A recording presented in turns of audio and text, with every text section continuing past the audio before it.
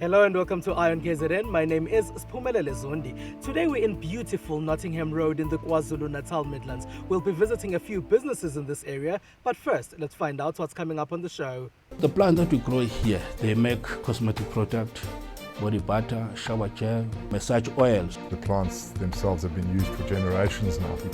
We visit a hotel with an African traditional healer in its spa. Find out about craft brewing in a small brewery in Nottingham Road. And visit a school that relies on donor money to offer a second chance to school pupils. Our first stop on this stretch of road is here at Nottingham Road Breweries. Now, it can't be easy for small players like this one to compete with South African giants who already have a footprint across the continent and around the world. But the owner of Nottingham Brewery says he already has products across retailers in Kwazulu Natal and in the Gauteng province and has no intention of going bigger. But let's go inside and check what happens there. At Nottingham Road Breweries, we found Chief Brewer Thokozani Sithole doing everything by hand. In fact, it's the charm of this place. Unlike big breweries, which are chasing a massive turnover, craft brewers focus a lot on making sure there is the right amount of each ingredient, as their beer doesn't have a long shelf life. Our beer got no preservatives. It is like putting the food in a glass. It is not pressurized. It also got a shelf life of 6 to 8 weeks. Nottingham Road Breweries was founded in the area in 1996. Owner Peter Dean says he saw a gap in the market because big players were not willing to work with a small hotel. In those days also the big brewers like SAB were reluctant to put taps of draft beer into small operations because the turnover wasn't enough. So we decided, well, let's start our own craft brewery. It's not a cheap venture and one requires quite a lot of money to start their own brewery. Moving into the micro or craft brewing where you're going to 500 litres a day or brew length to 1,000 litres of brew length, it does require quite a lot of capital infrastructure setup costs. I would say today you'd be looking at least R1 million for a very small brewery and up to R5 million or even more for a 10 hectolitre brewery, which is still regarded as micro brewing. But you've got to be very careful that your perception of the brewing is not to become big and to become competitive with the big players, because that's not the idea and you'll never make it.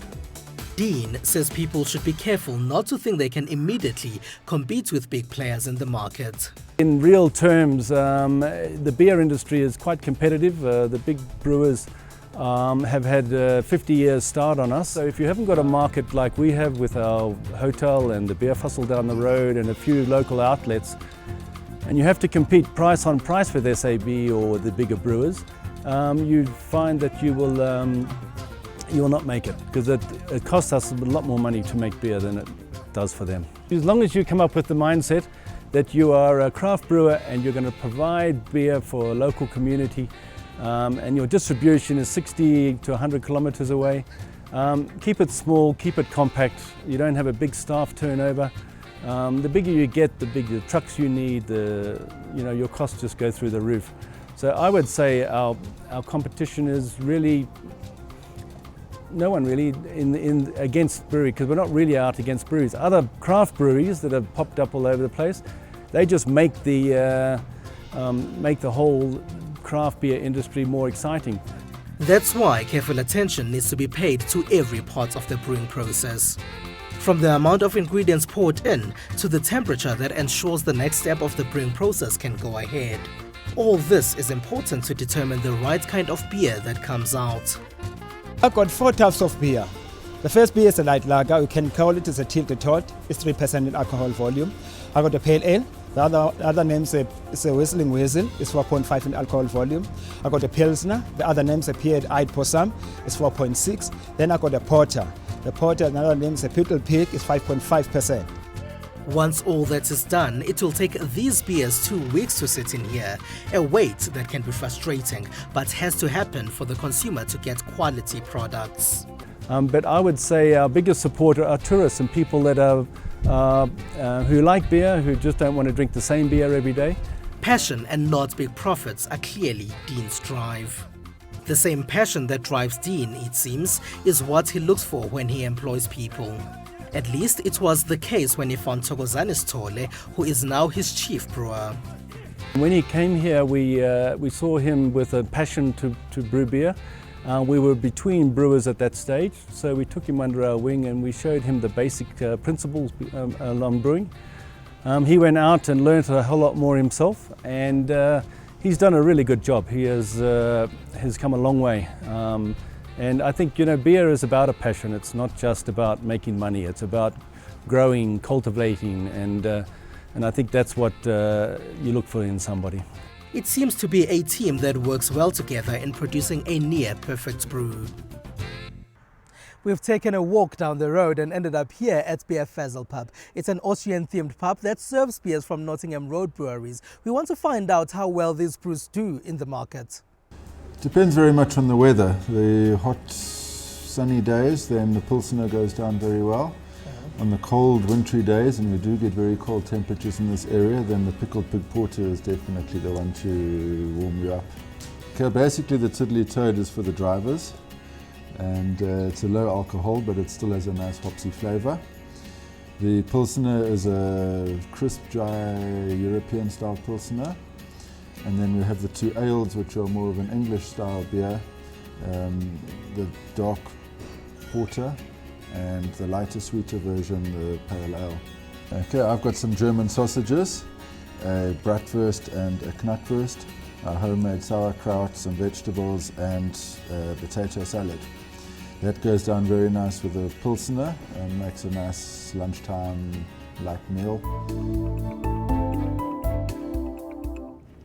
Also on Nottingham Road is Midlands Community College behind me. Now the college relies on donor money to ensure that kids who predominantly come from poor families and haven't quite qualified for university but have completed high school get a second chance. The college also offers catering lessons to community members who want to better their lives.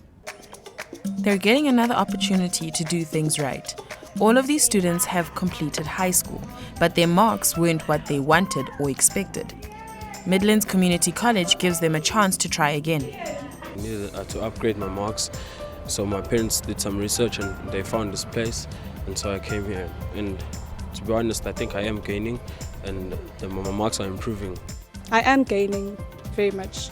My marks are going high, like high. I never thought I'd get such marks, but I really am. Learners from here come from all over Kwazulu Natal.